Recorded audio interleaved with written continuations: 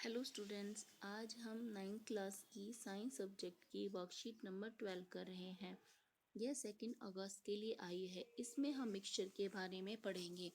यह आपकी चैप्टर 2 से रिलेटेड वर्कशीट है। इससे पहले जो वर्कशीट्स आ रही थी वो जनरल वर्कशीट्स थी। अब आपकी चैप्टर्स और सिलेबस से रिलेटेड वर्कशीट आएंगी। अच्छा बच्चों, शुरू करते हैं। Jigyasa purchased a packet of salt milk on which pure is written. Here the word pure suggests that the consumables do alteration in them. जिज्ञासा की तरह आपने भी इसी तरह से कई पैकेट्स पे, जैसे उसने सॉल्ट और मिल्क के पैकेट पे प्योर लिखा हुआ देखा, ऐसे ही आपने कुछ पैकेट्स पे प्योर लिखा हुआ देखा होगा। इससे उसके दिमाग में एक क्वेश्चन अराइज हुआ, ज्ञान are they scientifically pure too. उसने ज्ञान से पूछा, क्या ये साइंटिफिकली भी प्योर है? ज्ञान ने रिप्लाई किया, नो दीदी, scientifically a pure substance means all of its constituents must have same chemical nature, but here it is not so. Like milk, it is a mixture of water, fats, proteins, etc., which have different chemical properties. Most of the substances matter around us is mixture only, like air, soil, milk, etc. और जिज्ञासा को उसने pure substance की definition बताई। Pure substance means all of its constituent must have the same chemical nature। लेकिन milk में या salt में जो सब्सटेंस हैं या कंस्टिट्यूएंट्स हैं उनका सबका केमिकल नेचर सेम नहीं है, इसीलिए इन्हें हम प्योर नहीं बोल सकते। मिल्क में वाटर, फैट्स, प्रोटीन्स होते हैं, तो यह एक मिक्सचर कहलाएगा।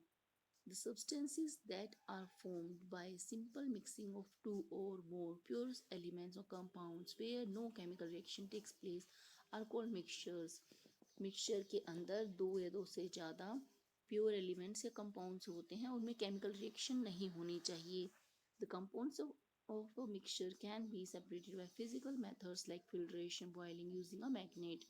और इनके कंपोनेंट्स को हम सिंपल फिजिकल मेथड से अलग कर सकते हैं, जैसे फिल्टर करके, बॉयल या मैग्नेट सेपरेशन से। Mixtures are of two types, homogeneous mixture and heterogeneous mixtures. Homogeneous mixture a mixture in which the constituents are uniformly distributed throughout without any clear boundary of separation।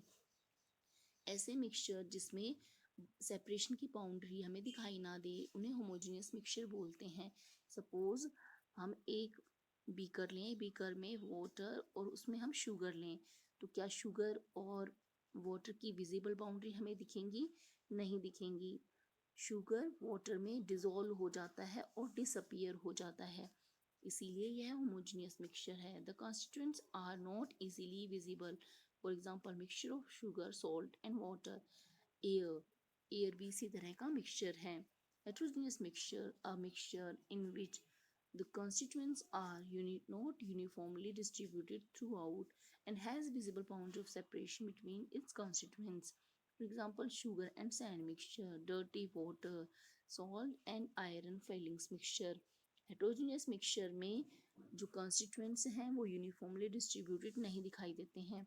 हम एक example ले लेते हैं। अगर हमने beaker लिया और उसमें वाटर के साथ में हमने ले लिया सैंड, तो हम कुछ टाइम बाद देख सकते हैं कि सैंड नीचे सेटल हो गया है और ऊपर वाटर हमें अलग से दिखाई दे रहा है। यहाँ पर हमें विजिबल बाउंड्रीज दिखाई दे रही हैं। हम दोनों को डिस्टिंक्ट करली पहचान सकते हैं कि ये वाटर है और ये सैंड है, इसीलिए यह हेट्रोजेनियस मिक्सचर है, क्योंकि इनके पास विजिबल बाउंड्री ऑफ सेपरेशन है। बच्चों, अब इससे रिलेटेड कुछ क्वेश्चंस हैं। Number 1, what do you understand by the term mixture? Mixture की डेफिनेशन क्या है? The substances that are formed by simple mixing of two or more pure elements, compounds where no chemical reaction takes place are called mixture। This is answer number 1।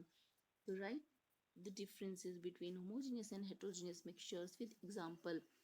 दोनों में difference करना है, heterogeneous homogeneous mixture में, तो ये answer 2 है। और यहाँ से हम इसके एग्जांपल्स भी लिखेंगे। Categorize the following as homogeneous, heterogeneous mixtures। Mixture of chalk, this is heterogeneous। Mixture of wheat flour and water, heterogeneous।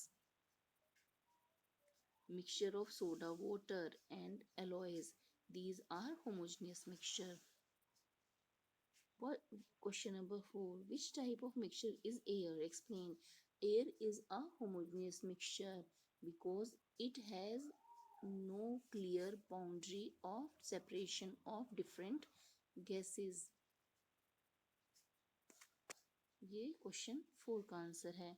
अच्छा बच्चों, आज की वर्कशीट में हमें इतना ही करना है। जल्द ही नेक्स्ट वर्कशीट के सॉल्यूशन के साथ मिलेंगे।